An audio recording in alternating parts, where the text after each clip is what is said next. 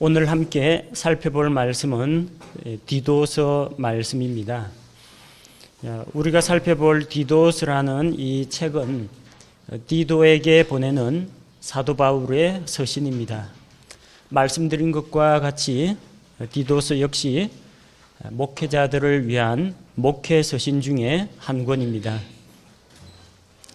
이 책의 주제는 교회 안에서 성도들의 올바른 교리와 또 성도들이 붙잡아야 할 그리스도인의 실행에 대해서 다루고 있습니다.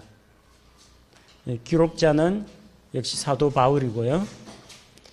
기록한 시기는 약 AD 65년경에 기록이 되었습니다. 기록한 목적은 하나님의 말씀 사역자들에게 권면하는 겁니다. 성도들을 교회 안에서 올바른 교리로 바르게 가르치고 또 자기가 배운 바 교리에 합당한 삶을 살아가도록 권면하는 내용으로 구성이 되어 있습니다. 디도스라는 이름에서 알 수 있듯이 이거는 디도라고 하는 한 개인에게 보내는 편지입니다. 나아가서 모든 하나님의 사역자들에게 적용이 되는 말씀이고 또 그 가운데 있는 말씀 중에서 교회 성도들에게 해당되는 그런 내용들도 같이 포함되어 있습니다. 이 디도서는 디도가 맡고 있는 크레테 지역에 있는 교회에 보내는 편지입니다. 디도서 1장 5절에 보니까 이런 까닭으로 내가 너를 디도를 크레테에 남겨두었나니 그것은 곧 내가 부족한 것들을 바로잡고 또 내가 너를 세운 것 같이 각 도시에서 장로들을 임명하게 하려 함이니라. 디도를 크레테 섬에 떨어뜨려 놓고 그 지역에서 교회를 세우고 또 잘못된 것들은 바로잡고 각 도시에서 영적인 리더십을 세울 수 있도록 디도에게 맡겨놓은 겁니다. 이 크레테라는 지역은요, 그리스 남동쪽에 있는 아주 큰 섬입니다. 섬의 그 길이만 자그마치 240km예요. 폭이 56km. 상당히 큰 섬이고 이 안에 있는 도시만 하더라도 100개가 넘습니다. 큰 지역입니다. 그러니까 뭐 교회 하나 세워가지고는 안 되겠죠. 교회도 여러 있어야 되고요. 장로들도 여러 명 필요하다는 겁니다. 디도 자신이 목회자입니다. 그런데 디도를 통해서 또 다른 교회의 장로들을 세우도록 한다는 겁니다. 이 크레테 섬은 창세기 10장 14절에 보면요. 크레타 섬은 블레셋 민족이 나왔던 바로 그 섬입니다. 창세기 10장 14절에 바스루심과 가슬루힘과 갑도림을 낳았는데 가슬루힘에게서 블레셋이 나왔더라. 이거 어느 민족에 대한 이야기입니까? 어느 민족에 대한 이야기예요? 함의 아들들에 대한 이야기죠. 그 중에서 갑도림이 나오는데 갑도림이 갑돌입니다. 갑돌. 갑돌섬이 바로 크레타 섬입니다. 그래서 이 블레셋과 같은 이방 민족들이죠.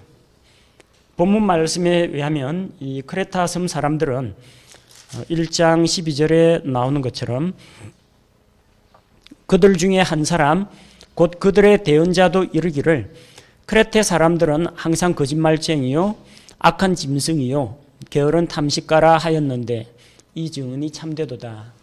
이 말은 누가 한 이야기냐면요. 크레테 지역에 있는 어떤 대언자 그 사람의 입에서 나온 겁니다. 자기 지역, 자기 민족에 대한 평가가 거짓말하는 자, 탐욕을 부리는 자, 사악한 자들로 평가되었습니다. 그런데 그 사악한 자들에게 복음이 들어갔다고요. 복음이 들어가면 일단 구원을 받겠죠. 사람들이 복음을 믿고 구원을 받습니다. 그런데 그 다음에 뭐가 따라야 합니까? 그리스도인의 선한 행실이 따라야 한다는 거죠. 물론 구원을 받기 위해서 선한 행위가 필요한 건 아닙니다. 그러나 구원을 받은 결과로 이제는 거짓말쟁이요 탐욕자, 사악한 자들이 변화되어서 올바른 열매를 맺어야 한다는 겁니다. 그래서 디도서는 특별히 하나님의 말씀을 바르게 배웠으면 배운 바 말씀을 바르게 실행할 것을 권면하는 그런 서신이라고 볼 수가 있습니다.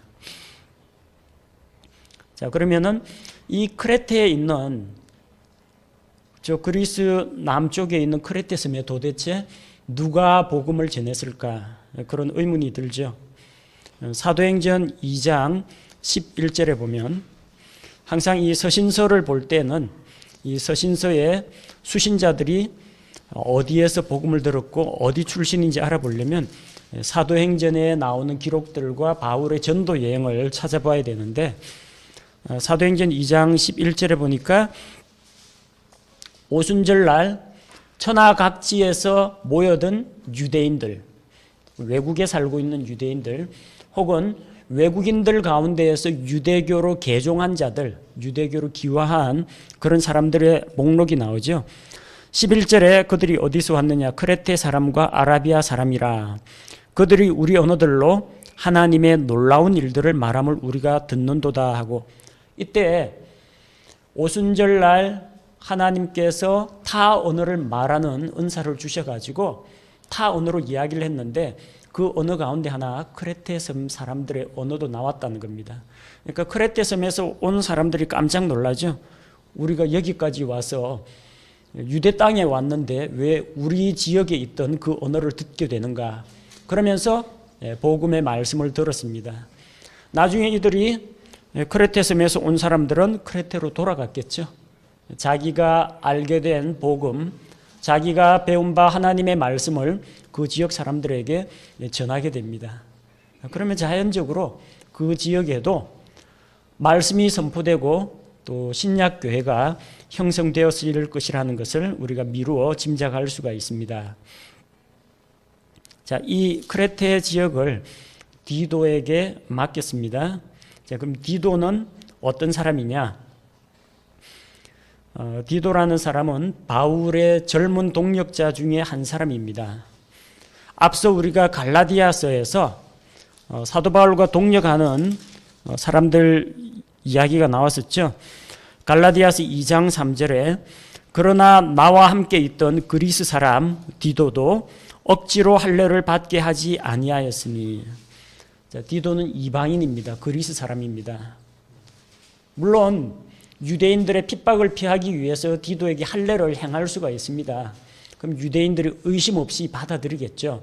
그렇게 하지 않았다는 겁니다. 지금 모세의 율법을 지켜야 한다, 할례를 받아야 한다, 그래야 구원받는다는 거짓 교사들이 들어와서 잘못된 것을 가르치기 때문에 일부러 디도에게 할례를 받게 하지 않았습니다.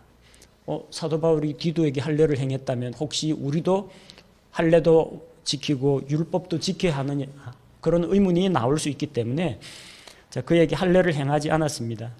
그의 출신이 그리스 사람이고요. 그리스 남동쪽에 있는 그 섬이 크레테 섬입니다. 그러니까 아주 그 지역 사람을 그 지역의 사역자로 세웠다, 그렇게 이해하시면 됩니다. 또한 디도서 1장 4절에 보니까 공통된 믿음을 따라 나의 아들이 된 디도에게 편지하노니. 사도 바울은 결혼을 하지 않았습니다. 근데 디모데에게 나의 아들 디모데라고 부르고 나의 아들이 된 디도라고 부릅니다. 영적인 아들임을 이야기합니다. 어떻게 해서 사도 바울의 아들이 되었느냐? 공통된 믿음을 따라 바울과 똑같이 같은 복음의 진리, 복음의 말씀을 그가 받아들였다는 것을 알 수가 있습니다. 아들이라고 부르는 걸로 봐서 아마도 바울이 그리스 지역에서 복음을 전하다가 바울을 통해서 디도가 회심했을 것이라고 추정할 수가 있습니다. 앞서 갈라디아서 2장 3절에서 살펴본 바와 같이 바울과 바나바가 예루살렘으로 올라갔을 때 바로 옆에서 그들을 수행했던 사람이 디도였습니다. 또 우리가 고린도 전서, 고린도 후서 살펴봤죠. 고린도후서 8장 6절 10절 말씀을 보면 그러므로 우리는 디도에게 요청하여 그가 이미 시작하였은즉 같은 은혜를 또한 너희 안에서 끝낼 것을 구하였느니라. 10절에 이 일에 내가 충고하노니 이것이 너희에게 유익하니라. 너희가 1년 전에 행하기를 시작하였을 뿐 아니라 열심히 하였나니. 뭘 시작했다는 겁니까? 예루살렘에 있는 가난한 성도들, 그때 예루살렘이 기근으로 어려울 때 그 성도들을 위한 헌금을 모으기 위해서 디도를 고린도 교회에 파견했다는 겁니다. 디도는 고린도 지역에 가서 성도들의 형편을 이제 살펴보고 원래는 드로아에서 바울과 만나기로 약속을 했는데 길이 어긋나 버렸어요. 그래서 고린도후서 2장 12절에 내가 그리스도의 복음을 위하여 드로아에 이름에 주 안에서 문이 내게 열렸을 때 주께서 복음의 문을 열어주셨는데 내가 내 형제 디도를 만나지 못해서 마음이 편치 못해서 마케도니아로 갔다고 했죠.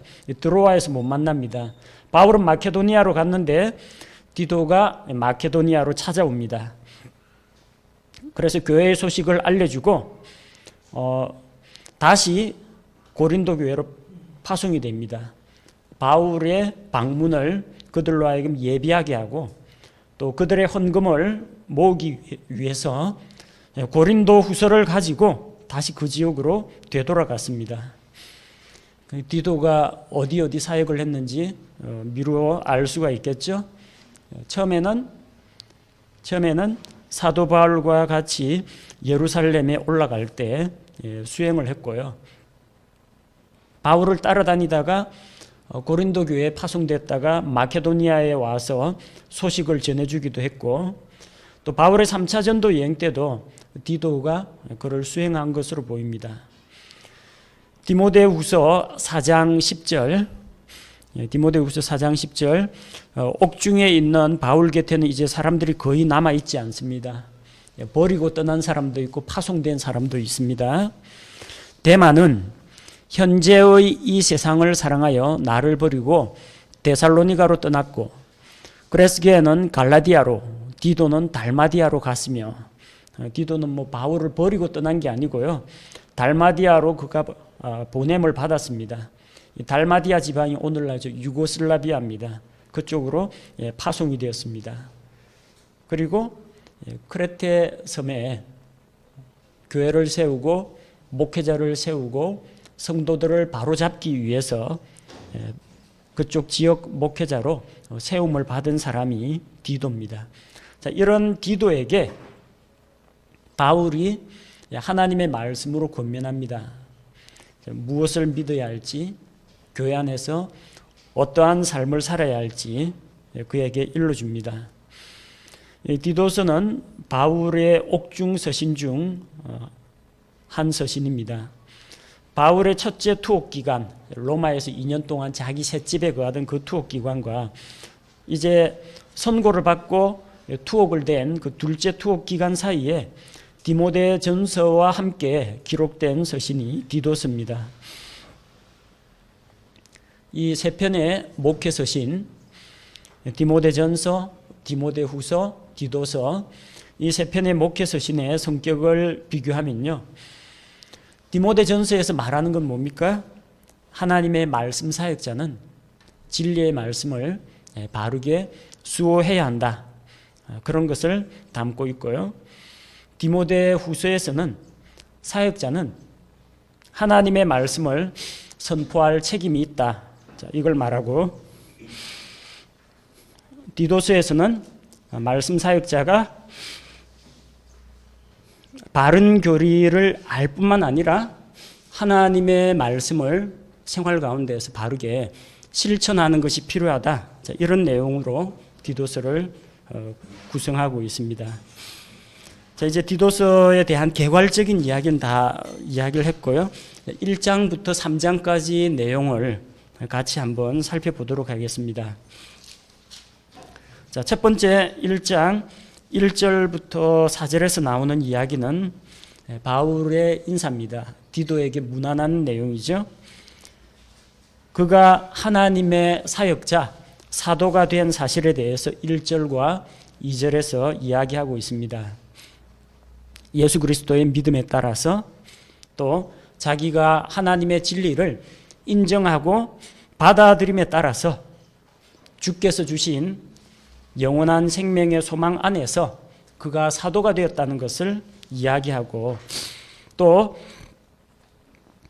그의 복음의 선포, 복음 선포를 통해서 주께서 자신의 진리의 말씀을 사람들에게 드러내셨다는 것을 이야기합니다. 또한 자기와 마찬가지로 말씀 사역자로 부르심을 받았고 또한 같은 믿음을 가지고 있는 디도에게 편지한다고 했습니다. 같은 믿음을 따라서 사도 바울의 영적인 아들이 된 디도에게 편지를 합니다. 그리고 항상 바울 서신의 특징이죠. 하나님 아버지와 주 예수 그리스도로부터 은혜와 긍휼과 평강이 함께하기를 기원하는 말로 시작하고 있습니다. 자, 그리고 왜 이 편지를 썼느냐, 무엇을 권하느냐, 어떤 내용으로 권면하고 있느냐 하면 첫 번째로 이야기하는 것이 장로에 대해서 이야기하고 있습니다. 내가 너를 크레테 섬에 떨어뜨려 둔 것은 사람들의 그런 잘못된 행실을 바로잡고 부족한 것을 바로 세우고 또 장로들을 세우려 함이라. 본문에 장로라고 나와 있죠. 각 도시에서 장로들을 임명하게 하렵니다. 장로교에서 이야기하는 평신도들의 대표 장로 그 이야기가 아닙니다. 7절에 보세요. 감독은 장로가 아니라 이번에 또 감독이라고 이야기하고 있어요. 또한 이야기하는 것이 하나님의 말씀을 선포하는 그런 직책에 대해서 이야기합니다. 성경에서 이야기하는 목사, 장로, 감독은 동일한 직무를 이야기합니다. 성도들에게 하나님의 말씀을 가르치고 양무리를 먹인다라는 의미에서 목양자, 목사라고 하고 영적인 리더십, 나이가 많다고 장로가 아니고요. 영적인 리더십으로서 하나님의 지혜, 진리의 지식을 가지고 있다고 해서 장로라고 하고 교회의 잘못된 것을 바로잡고 교회가 올바른 방향으로 나아갈 수 있도록 이끌어 나간다. 그런 의미에서 감독이라고 합니다. 그래서 이 장로의 자격, 목사의 자격, 감독의 자격은 실은 같습니다. 이 목회자의 자격 요건에 대해서 언급하고 있는 신약 성경의 책이 2권이 있습니다. 어디에 있어요? 디모데전서 3장, 디도서 1장에 나옵니다. 자, 디모데전서 3장의 내용하고 그다지 큰 차이가 없습니다. 감독의 자격이 어떤 것이 있습니까? 6절 어떤 사람이 책망받을 것이 없고 제일 먼저 갖춰져야 될 요건이 책망받을 것이 없어야 됩니다. 완벽한 사람을 요구하는 건 아닙니다. 도덕적으로 결격 사유가 없어야 된다는 거예요. 교회 안에 신앙적으로, 교리적으로 문제가 없어야 된다는 겁니다. 세상적으로, 대외적으로 그의 행실이 술이나 마약이나 도박이나 이런 거에 휩쓸리면 안 되고 범죄에 연루되어서도 안 된다는 이야기입니다. 각 그 정권이 들었을 때마다 장관이나 뭐 총리나 이런 사람들 임명할 때 청문회 하죠. 청문회 할 때 제일 먼저 따지는 게 뭡니까? 능력도 따져야 되겠지만 그 사람의 도덕적인 성품과 준법성 이런 거 따지죠. 위장 전입, 탈세, 그다음 병력 회피, 병력 기피, 부동산 투기, 논문 조작, 대필 이런 거 나오면 어떻게 돼요? 비난받을 게 있죠. 책망받을 게 있으면은 그 도덕성에 흠집이 나고 또 그런 위법한 사람은 이 관료로 공무원으로 세울 수가 없습니다. 일반 세상에서도 그러는데 교회 안에서 하나님의 말씀 사역자로 세움을 입는 사람은 책망받을 것이 없어야 됩니다. 그 다음으로 그는 자기 뜻대로 하지 아니하며, 자기 뜻대로 하지 않는다고 했습니다. 이건 뭘 이야기합니까? 자기 뜻대로 하지 않는다는 것은 그에게 의사결정권이 없다는 이야기가 아니라 자기의 고집과 욕심이나 계획을 따라가는 것이 아니라 하나님의 뜻을 따라야 한다는 겁니다. 자기 뜻이 아니고 성도들 뜻대로 따라야 한다, 그런 의미가 아니고요. 하나님의 뜻을 자기의 뜻보다 앞세우는 사람을 이야기합니다. 쉽게 화내지 아니하며 자기를 술에 내주지 아니하며 구타하지 아니하며 더러운 이익에 빠지지 아니한 자. 자기 자신의 인격적인 그런 측면과 관련되어 있습니다. 분노를 다스릴 줄 알아야 됩니다. 아무 일에도 화 안 나는 사람은 없을 겁니다. 다만 자기 자신의 감정과 분노를 조절할 수 있는 그런 사람이어야 하고, 자기 자신을 다스리는 자는 술에 자기를 내주지 않습니다. 술 먹으면 어떻게 돼요? 술에 의해서 개인의 말과 행동과 생각이 영향을 받습니다. 술이 그 개인을 통제해버리는 거죠. 자기를 통제할 줄 아는 자는 술 기운에 자기를 내맡기지 않고 성령의 지배하에 자기 자신을 복종시킵니다. 그래서 이 목회자는 자기 자신을 술에 내주면 안 됩니다. 단순히 술 안 마셨다 그런 정도가 아니라 그 술의 힘을 빌어가지고 감정을 다스리거나 술 기운에 자기 자신의 어떤 이런 생각들을 표출하거나 정신적인 위안을 얻으려고 해서는 안 된다는 이야기입니다. 꼭 술뿐만 아니라 그 근본 취지를 보면 다른 어떤 약물이나 자기 자신의 마음을 뺏어갈 만한 이런 중독성 있는 게임, 도박 다 마찬가지입니다. 자기 자신의 그 통제력을 잃게 만드는, 분별력을 잃게 만드는 이런 것들로부터 철저하게 분리되어 있어야 합니다. 구타하지 않으며요. 폭력을 행사해서는 안 된다는 이야기입니다. 또 더러운 이익에 빠지지 아니하며, 말하자면 물질, 돈에 대한 탐욕을 가져서는 안 된다는 거예요. 목회자가 만약 돈에 대한 탐욕을 가지면 어떻게 되겠어요? 목회를 해서 돈을 벌 수 있는 방법은 없습니다. 어떤 다른 욕심이 이제 따르게 되는 거죠. 성도들 숫자가 불어나기를 바라고 많은 성도들을 끌어모으기 위해서 성도들의 기분과 분위기에 아부를 하게 되고 목회자로서 해야 될 말, 책망의 말을 하지 못하게 됩니다. 죄, 심판, 사망, 지옥은 이야기 못하고 축복과 성공과 평화만을 선포하게 된다는 겁니다. 이익을 탐하면 그렇게 됩니다. 또 사람을 차별하는 문제가 생겨요. 교회 좀 높은 사람, 지체 높은 사람이나 고위층 사람이 오거나 부자가 오면 환대를 해주고 좀 가난한 사람이 오면은 무시하고 차별하게 된다는 겁니다. 더러운 이익을 탐할 경우 올바른 목회를 할 수가 없습니다. 그 다음에 오직 손님 대접하기를 좋아하며 선한 사람들을 사랑하며 맑은 정신을 가지고 있으며 정의로우며 거룩하며 절제하며. 그 당시에 이 순례 전도 여행자들이 많이 있었습니다. 복음을 전하면서 이 지역 저 지역 떠돌아다니면서 말씀을 선포하고 교제 나누고 떠나는 사람들이 많이 있었습니다. 자, 그러면은 이 사람들은 후원하는 교회가 없어요. 자기 교회, 지역 교회를 맡고 있지 않고 떠돌이 전도자이기 때문에 해당 지역의 교회가 도와줘야 됩니다. 그래서 교회 성도들 가운데에서는 이런 사람들에게 식사를 대접하고 숙소를 제공하는 이런 손님 대접하는 그런 일들을 해야 했습니다. 자, 이 말씀 사역자의 특징 가운데 하나가 이런 사람들을 대접하는 거, 그 다음에 자기 집에 찾아와 가지고 상담을 요청하거나 도움을 청하는 사람을 접대하는 거. 물론 성도들도 목회자를 대접을 하지만 목회자들도 성도들을 대접하는 일을 같이 했다는 겁니다. 또한 선한 사람들을 사랑해야 하였습니다. 다른 이 세상에 있는 가난하고 불우한 그런 사람들을 도와주는 것도 필요하지만 먼저 믿음의 가정, 믿음의 가족들에게 선을 베푸는 일이 필요했고, 그 다음에 이제 나오는 내용은 도덕적인 측면입니다.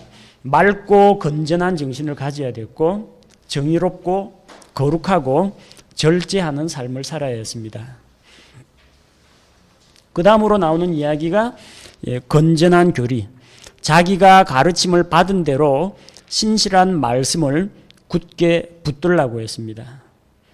자, 이걸 보면은 장로 감독이 하는 역할 중에 하나가 자기가 배운 바 진리의 말씀을 바르게 믿고 수호하고 가르치는 그런 일을 담당했다는 것을 알 수가 있죠.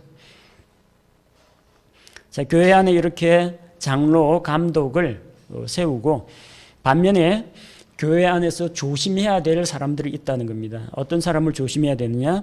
자, 10절, 11절에 보니까 제멋대로 행하는 사람, 자기 기분 따라 움직이는 사람들이 있다는 겁니다. 그래서 말씀의 기준에 따르지 않고 자기 자신이 하고 싶은 대로 자기 마음대로 행하는 자들, 헛된 말을 하는 자, 사실이 아닌데 잘못된 정보를 퍼뜨리는 자, 그리고 덕을 세우거나 성도들을 바로잡고 세우는데 전혀 도움이 안 되는 그런 헛된 말, 세상적인 이야기, 그냥 웃고 넘어가는 그런 이야기, 자, 이런 속된 이야기 하는 사람들, 그 다음에 속이는 자들, 거짓말하고 속이는 자들, 자, 이런 사람들을 조심해야 된다는 겁니다. 특별히 그런 것들, 잘못된 거, 헛된 정보를 누가 퍼뜨리느냐? 할례자들이 퍼뜨리는 일이 많다는 겁니다. 믿음을 통해 은혜로 구원받는다고 가르쳐 놓으면은 율법, 할례, 안식일 이거 들고 와가지고 논쟁을 일으키고 헛된 교리를 전하는 자들이 있기 때문에 이 장로, 감독, 목회자로서 뭘 해야 되느냐? 11절에 반드시 그들의 입을 막아야 한다고 했습니다. 자, 입을 막는다는 게 어떤 물리적인 힘을 동원해서 그들의 입을 막는 게 아니라 어떻게 하면 그들의 입을 막을 수가 있겠습니까? 올바른 말씀이 선포될 때 거짓 선생들의 입을 막을 수가 있습니다. 또한 목회자가 올바른 삶의 행실과 본을 보일 때 대적하는 자들이 할 말이 없어지게 됩니다.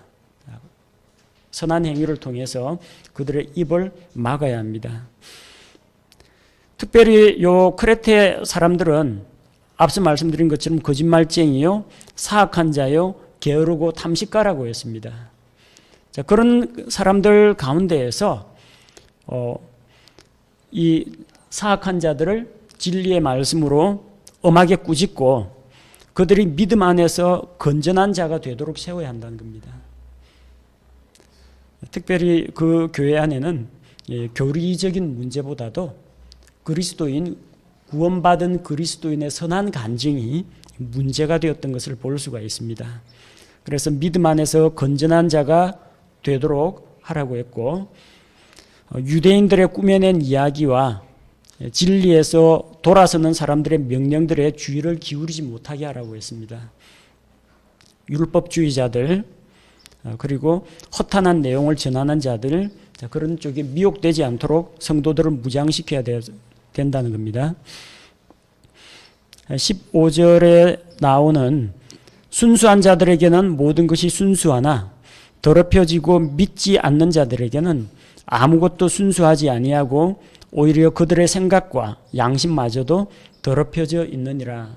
무엇에 대한 이야기냐면 율법에서는 외적인 성별을 아주 강조합니다.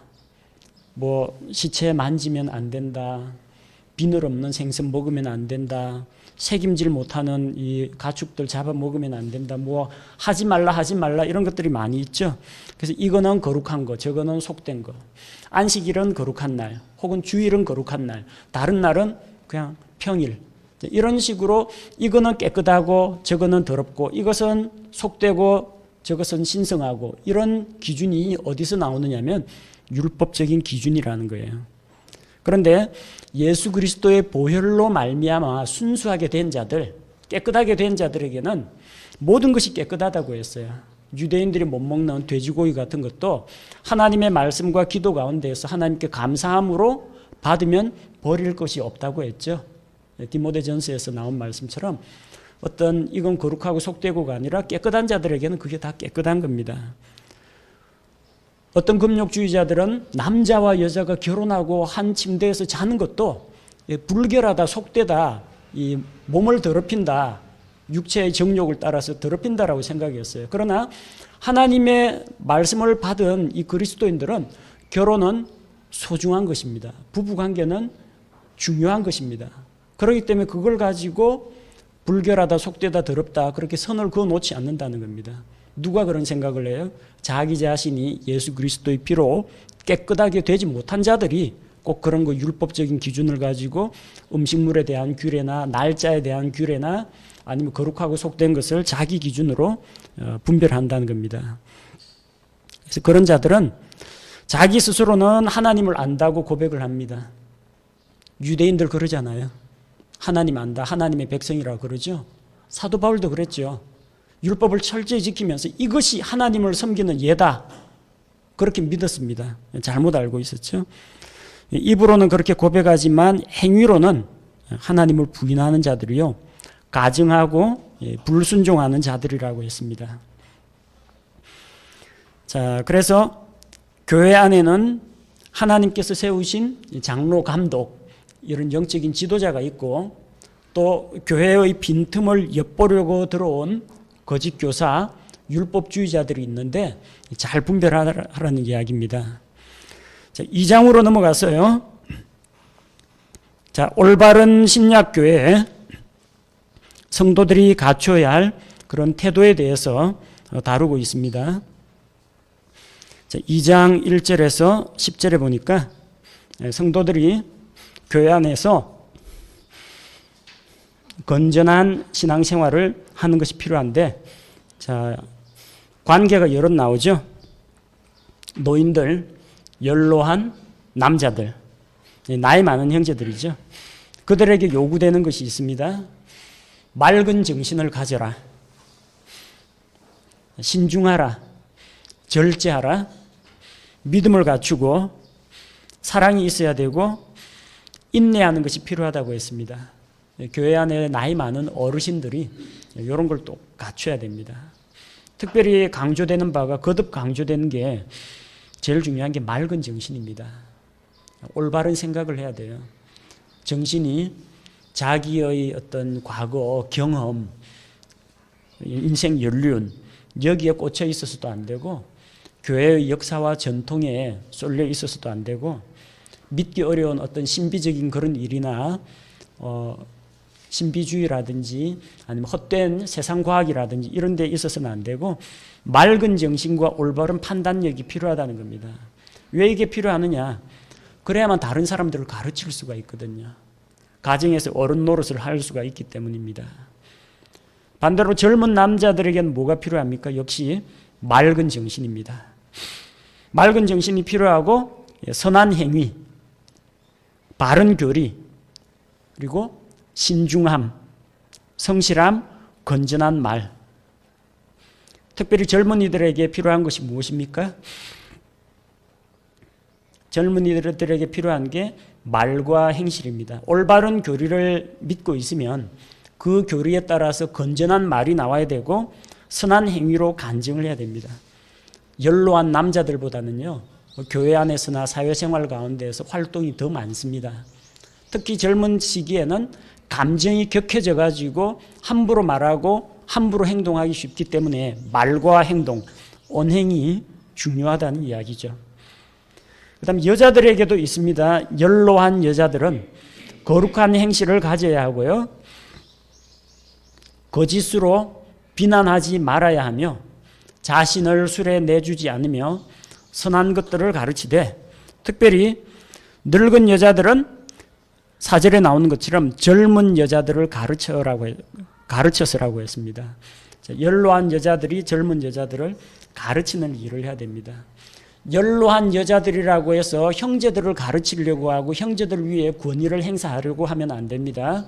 자, 늙은 여자들은 젊은 여자들을 가르쳐서 젊은 여자들로 하여금 역시 맑은 정신을 갖도록, 또 젊은 여자들이 남편을 사랑하고 자녀들을 사랑하도록 신중한 행동 거지와 정숙한 삶, 또 자기 가정을 돌보고 선한 일을 하며 남편에게 순종하는 것을 가르치라고 했습니다. 그렇게 함으로써 하나님의 말씀이 교회 안에서나 세상에서나 모독을 받지 않도록 하라는 겁니다. 자, 교회 안에 이런 질서에 대해서 이야기하고 있습니다.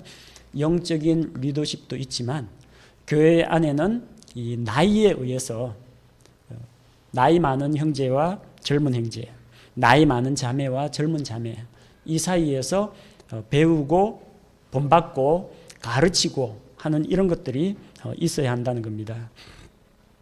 따라서 교회 안에서 이 성도들의 삶이라는 게 모든 성도들이 목사 한 사람만을 바라보고 목사에게만 1대1로 배우는 그런 관계는 아니라는 겁니다. 믿음의 선배들이 좋은 본을 보여주고 선한 간증을 드러내고 또 젊은 사람들을 가르치는 이런 관계가 필요하다는 겁니다. 자, 뿐만 아니라 또 어떤 내용이 기록되어 있느냐 하면 종과 주인의 관계에 대해서 기록이 되어 있습니다. 종은 주인들에게 순종하는 삶을 살아야 됩니다. 자기 주인이 크리스찬이라고 해서 그리스도 안에서 같은 형제니까 만만하게 보고 맘먹으려고 해서는 안 됩니다. 일을 하는 그런 입장에서는 자기를 고용한 사람에게 성실하게 최선을 다해서 일을 하고 주인들을 기쁘게 하라고 했습니다. 특히 주인에게 말대꾸하지 말게 하며 지시사항이 내려왔으면 순종하고 일을 처리를 해야지 거기에 대해서 말대답을 하면 이 직장인 생활을 할 수가 없습니다. 훔치지 말고 직장에 있는 것들, 뭐 소모품, 사무용품 이런 것들 훔친다든지 주인의 소유를 몰래 가져간다라든지 이런 일을 해서는 안 되고 전적으로 선하게 충성하는 것을 보이게 하라고 했습니다. 그러면 종들의 이런 삶과 건전한 행동들을 통해서 하나님 곧 우리 구원자의 교리를 빛낸다는 겁니다. 이 종들이 크리스찬 종이 잘못하면 누구한테 욕이 돌아가요? 예수 믿는 사람 다 그러냐? 그러니까 개독교인 이런 식으로 크리스찬들이 전체가 욕을 먹고 나아가서 주님의 이름이 더럽혀진다는 겁니다. 그래서 우리에게 선한 행실이 필요하다는 이야기죠. 2장 11절에서 15절에서는 자, 어떤 내용을 다루고 있습니까? 우리에게 주시는 하나님의 은혜에 대해서 이야기합니다. 구원을 가져다 주시는 하나님의 은혜가 모든 사람에게 나타나, 이게 바른 번역입니다. 이전의 개역성경에는 모든 사람에게 구원을 주시는 하나님의 은혜가 나타나 이래 되어 있어요. 뭐가 됩니까? 모든 사람에게 구원을 주시는 만민구원설이 되어버립니다. 예수 믿거나 안 믿거나 모든 사람에게 구원 준다니까 아무도 지옥에 안 가고 다 구원받는다는 이야기가 되는 거죠. 수식 어구를 잘 살펴야 됩니다. 구원을 주시는 하나님의 은혜가, 그 은혜가 모든 사람에게 나타났다는 겁니다. 구원을 주시는 하나님의 은혜인데 그 은혜는 모든 사람에게 나타나는데 그 받으려면 어떻게 돼요? 믿어야 그 은혜를 받아들일 수가 있다라는 겁니다. 우리에게 그 은혜를 주셔서 우리를 가르치셔서 이 세상에서 경건치 아니한 것들, 정욕들 이런 것들을 거부하고 맑은 정신을 가지고 의롭게 하나님의 뜻대로 살아가게 하셨다는 겁니다. 또한 이 세상에서 거룩한 삶을 살면서 어디를 바라봐요? 복된 소망, 위대하신 하나님 곧 우리의 구원자 예수 그리스도의 영광스러운 나타나심을 기다리게 하셨느니라. 예수 그리스도의 나타나심이라는 것은 그분이 물리적으로, 육체적으로, 실제적으로 다시 오시는 것을 이야기합니다. 예수님의 이미지가 뭐 환상으로 쓱 나타나는 걸 말하는 게 아니고요. 그분의 지상 재림을 이야기합니다. 따라서 우리 성도들로 하여금 예수 그리스도께서 다시 오시는 그 영광스러운 날에 참여할 수 있는 복된 소망을 주셨다는 겁니다. 그래서 만약에 이 소망을 가지고 있으면 어떻게 합니까? 자기 자신을 정결하게 하고 또 선을 행하는 자가 된다는 겁니다.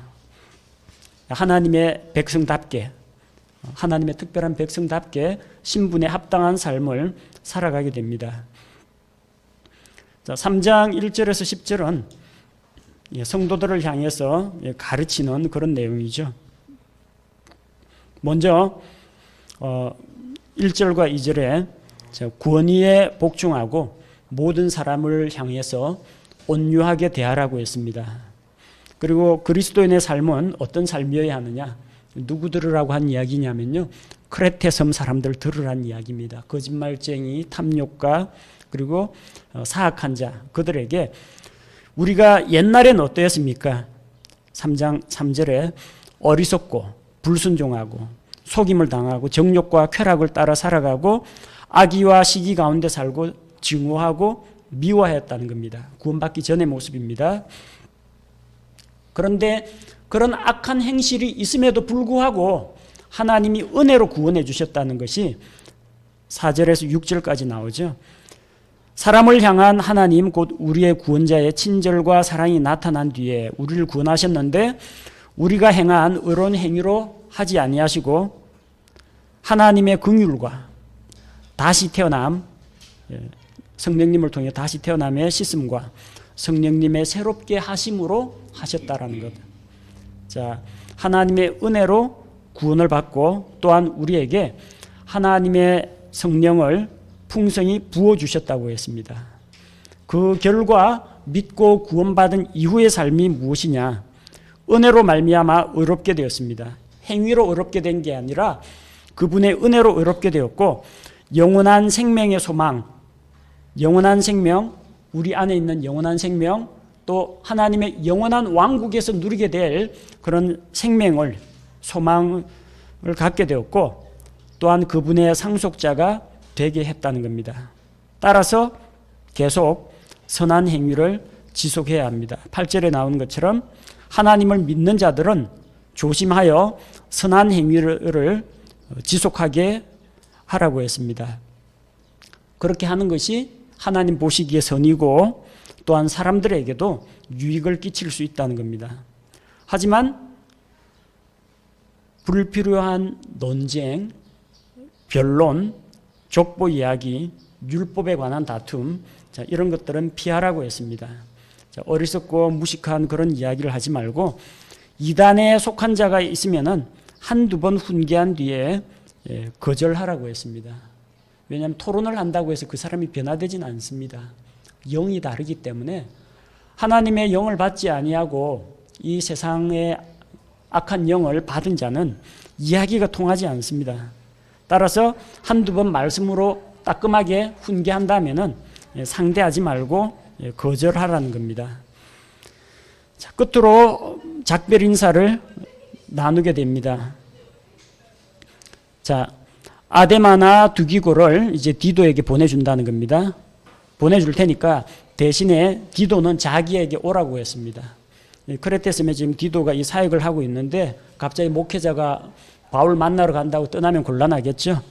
그래서 아데마나 두기고를 대신 보내주겠다는 겁니다. 율법사 세나와 아볼로를 부지런히 도와 여행하게 하고, 이게 나그네를 접대하는 겁니다. 그들을 도와가지고 복음 전도 여행을 할 수 있도록 이 나그네 된 자들을 받아들이고 먹여주고 재워주고 후원해 주라는 겁니다. 그래서 그들이 이 전도 여행을 하는데 부족한 것이 없도록 교회가 채워줄 것을 부탁하고 있습니다. 또한 우리에게 속한 사람들, 그리스도 안에 있는 형제 자매들에게 필요한 용도, 성도들의 필요를 채워주기 위해서 선한 행위를 지속하도록, 그렇게 해서 열매 맺는 삶을 살도록 권면하고 있습니다. 끝으로 지금 현재 바울과 같이 있는 모든 사람들이 디도에게 함께 문안한다는 것을 이야기하고 은혜가 그와 함께 있기를 원하노라, 마지막에 이 편지가 어떤 경로를 거쳐가지고 전달되는지를 보여주죠.